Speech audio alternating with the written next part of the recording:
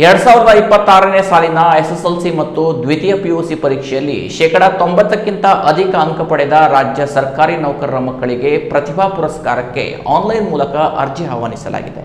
ರಾಜ್ಯ ಸರ್ಕಾರಿ ನೌಕರರ ಮಕ್ಕಳಿಗೆ ಪ್ರತಿಭಾ ಪುರಸ್ಕಾರಕ್ಕೆ ಆನ್ಲೈನ್ ಮೂಲಕ ಅರ್ಜಿ ಆಹ್ವಾನಿಸಿದ್ದು 2026ನೇ ಸಾಲಿನ ಎಸ್ಎಸ್ಎಲ್ಸಿ ಮತ್ತು ದ್ವಿತೀಯ ಪಿಯುಸಿ ಪರೀಕ್ಷೆಯಲ್ಲಿ 90%ಕ್ಕಿಂತ ಅಧಿಕ ಅಂಕ ಪಡೆದ ನೌಕರರ ಮಕ್ಕಳು ಪವರ್ ಮೀಡಿಯಾ ಇನ್ಫೋ ವೆಬ್ಸೈಟ್ನಲ್ಲಿ ಅರ್ಜಿ ಸಲ್ಲಿಸಬಹುದಾಗಿದೆ. ಅರ್ಜಿ ಸಲ್ಲಿಸಲು ಅರ್ಹರಿರುವ ವಿದ್ಯಾರ್ಥಿಗಳು 2026ನೇ ಸಾಲಿನ ಎಸ್ಎಸ್ಎಲ್ಸಿ ಪಿಯುಸಿ ಪರೀಕ್ಷೆಯಲ್ಲಿ ಪ್ರಥಮ ಪ್ರಯತ್ನದಲ್ಲಿಯೇ ತೇರ್ಗಡೆಯಾದ ಅಂಕಪಟ್ಟಿ, ವಿದ್ಯಾರ್ಥಿಯ ತಂದೆ ಅಥವಾ ತಾಯಿಯ ರಾಜ್ಯ ಸರ್ಕಾರಿ ನೌಕರರಾಗಿರಬೇಕು. ನಿಗಮ ಮಂಡಳಿ, ಪ್ರಾಧಿಕಾರ, ವಿಶ್ವವಿದ್ಯಾಲಯ, ಖಾಸಗಿ ಮತ್ತು ಅನುದಾನಿತ ವಿದ್ಯಾಸಂಸ್ಥೆಗಳಲ್ಲಿ ನೇಮಕರಾದ ನೌಕರರ ಮಕ್ಕಳು ಅರ್ಜಿ ಸಲ್ಲಿಸಲು ಅವಕಾಶವಿಲ್ಲ.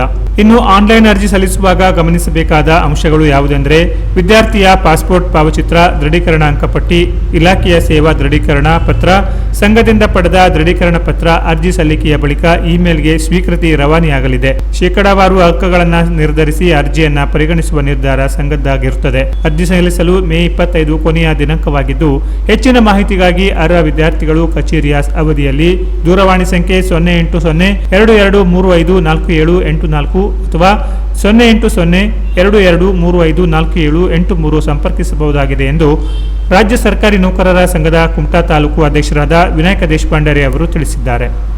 Canara plus news, Kumta.